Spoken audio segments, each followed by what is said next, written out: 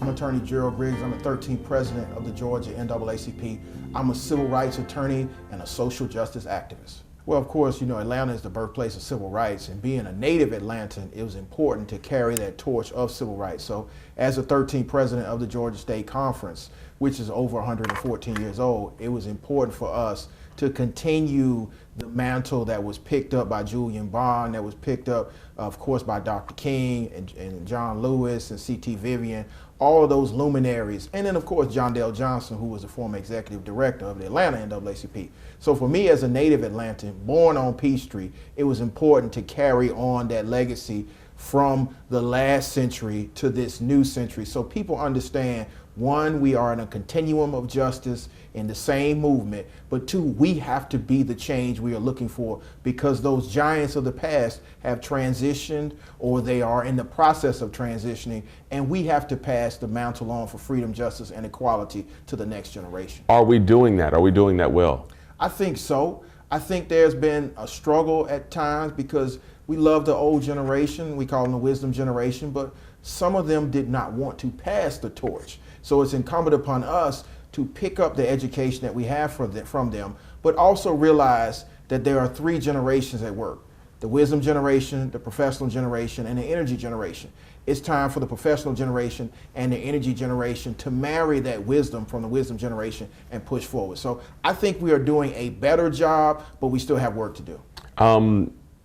You think about some of the heavy hitters, like you talked about the John Lewis, the C.T. Vivian, Abernathy, so many names we could mention here in Atlanta. There seemed, at least at that point in their most active days, to be sort of a cohesive sort of approach to what they were wanting and what they were fighting for. Do you feel like we as Black people in 2024 have that sort of clear focus, that clear agenda, if you will? Well, I think that some people feel like they've arrived, and so they're not as clear on what the directive and the pathway forward is. But I do think we are unified for the working class and those that are still searching and dreaming and hoping for that reality that is supposed to be Atlanta.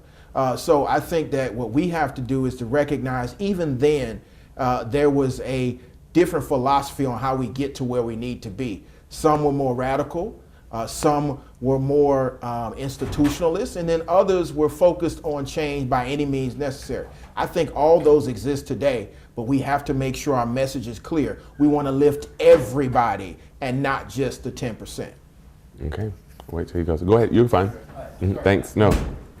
And I guess if we can expound on that a little bit more.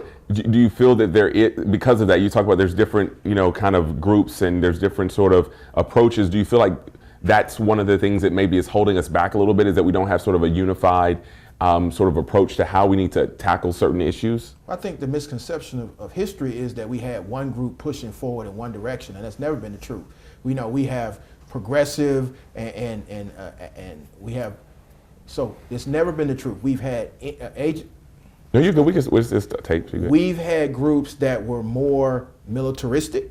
We've had groups that have completely been nonviolent, and then we have a mixture in the middle. So in the 60s and the 50s, you had SNCC, you had SCLC, you had the NAACP, and then you had the Panthers. So there's always been different roles and different models to get to where we are, which is similar to where we are right now. You have your legacy organizations like mine. You have the new organizations like Black Lives Matter and others who think that it's a different approach. We have to realize that there are different lanes to get to where we want to be, and we have to appreciate all the different viewpoints to get there. So I think I had to push back a little bit that there was a unified theme in the 50s and the 60s. No, there were some unified voices, but there were different methods to get to where we wanted to be. Absolutely, and I agree with that. I'm just saying more so sometimes when it comes to maybe an agenda, what some of the things that we deem as being important. So that leads to my next question. I appreciate you, expounding on that. What are the issues that people care about? You're a president. You've been, in the Atlanta chapter, the Georgia chapter. You've been all across the state. What do people care about, and what is affecting us right now? Right now, voting rights. People want to make sure they have a voice at the ballot. They want to make sure that their voice is not suppressed. And then once we secure that, we have to dealing with the wealth inequity that's in this city and around this state. people feel like they are being left behind and they are not achieving the Atlanta that we all talk about, but has not achieved, or the Georgia that we all talk about and have yet to achieve. And then ultimately, healthcare, education, and making sure that there's a legacy that they can give to their children that they dreamed about in the previous generation. So it's a host of things, but the most important thing right there at the forefront is voting rights.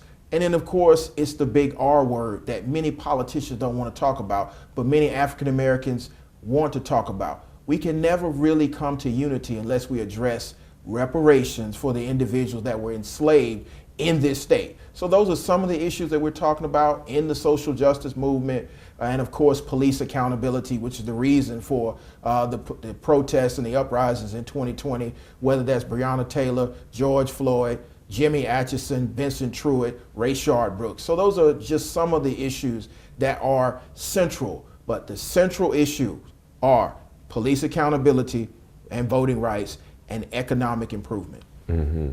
What keeps you active in these issues? Because so many people, as Scotty mentioned, they come out for the big moments. They come out for the George Floyd moment. Everyone's active, everyone's posting stuff on social media, everyone's doing press conferences, but then it dies down. What keeps you 365 activated? Well, I've been doing this for a long time. I've been active in the movement since '99, when on the campus of Emory University we took down the Confederate flag. So I realized that this is a marathon and not a sprint.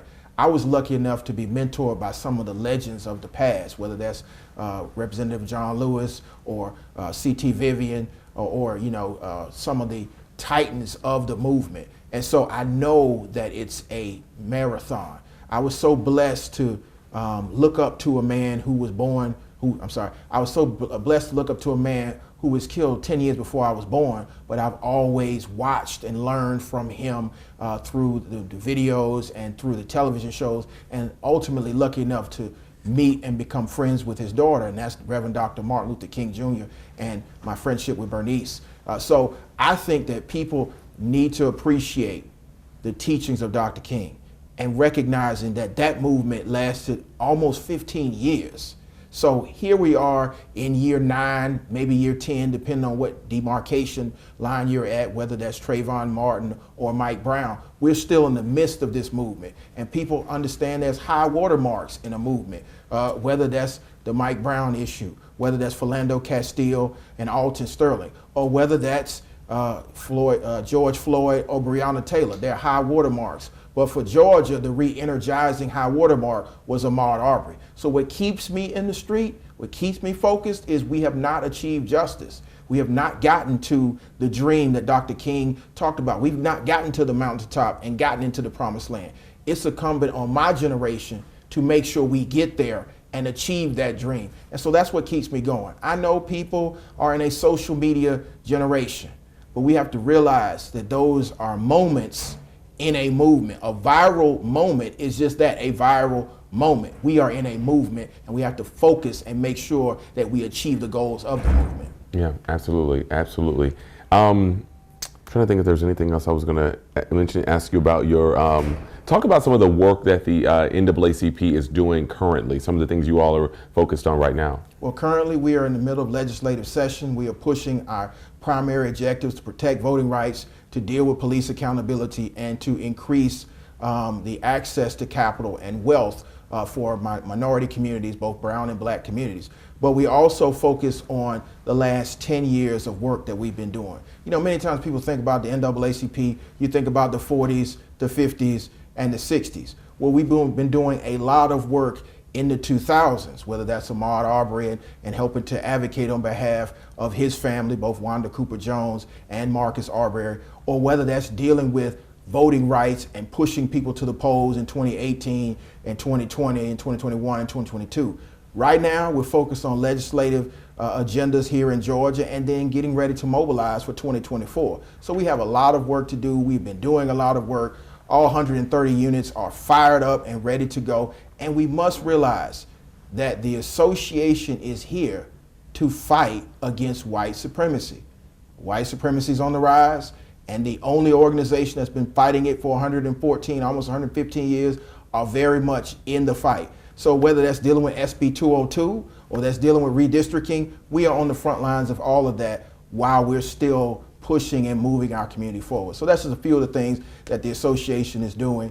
And we just want to make sure people understand there's a need for the NAACP. It's been underscored by the rise in hate, by the rise in intolerance and racial aggression. And that's why we're here, to make sure that people understand if you come for black and brown folks' rights, there's an institution that's ready, willing, and able to fight you in the streets, in the suites, and in the courthouse.